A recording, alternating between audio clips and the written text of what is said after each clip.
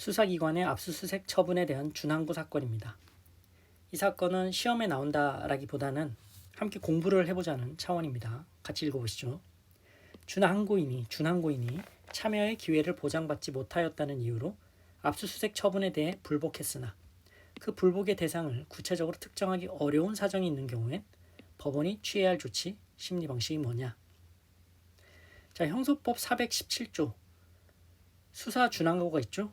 형소법은 수사기관의 압수수색 영장 집행에 대한 사후적 통제 수단 및 피압수자의 신속한 구제 절차로 준항구 절차를 마련하고 있고, 준항구인이 준항구를 하려면 그 압수수색 처분을 특정해야 되겠죠. 그것을 서면으로 기재한 다음 법원에 제출해야 된다. 하지만 준항구인이 불복의 대상이 되는 그 압수 등 처분을 구체적으로 특정하기 어려운 사정이 있다면 법원은 바로 기각할 것이 아니고 성명권 행사 등을 통해 준항구인에게 불복하는 압수 등에 관한 처분을 특정할 수 있는 기회를 부여하여야 한다라는 겁니다. 그래서 쭉 읽어보시고, 특히 준항구인이 참여의 기회를 보장받지 못하였다라는 이유로 압수수색 처분에 불복하는 경우에는 준항구인으로서는 그 불복하는 압수수색 처분을 특정하는 데 한계가 있을 수밖에 없겠죠. 그래서 준항구인이 준항구 취지에서 압수수색 처분을 한 주체로 지정한 수사처 검사가, 공수처 검사가 압수수색 처분을 한 사실이 인정되지 않는다라는 이유만으로 준항구를 배척할 것은 아니다라는 건데, 사실관계를 보시죠.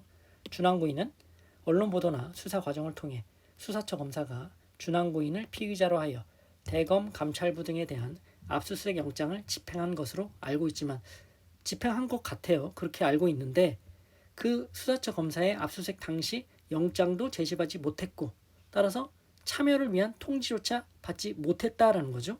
그러면서 준항구를 한 겁니다.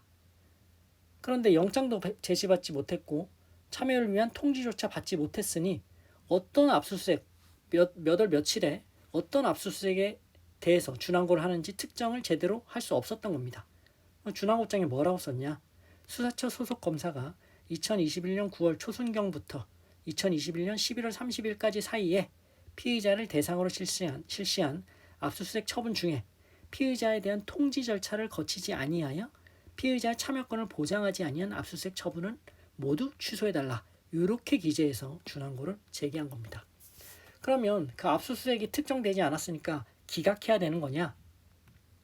원심은 그렇게 봤어요. 하지만 대법원은 위와 같이 법원이 취해야 할 조치를 제시하고, 어떤 조치였죠? 바로 기각할 것이 아니고 특정할 수 있는 기회를 부여해야 된다라는 거죠. 특히 참여 기회를 통지받지 못했다라는 경우에는 더더욱 그렇다라는 거고요.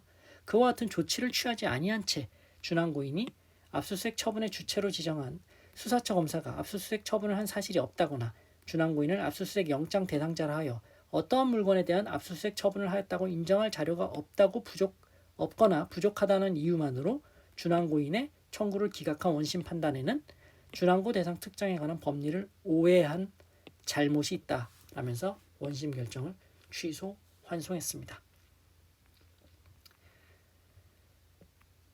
자, 그래서 간단히 정리해 두자면,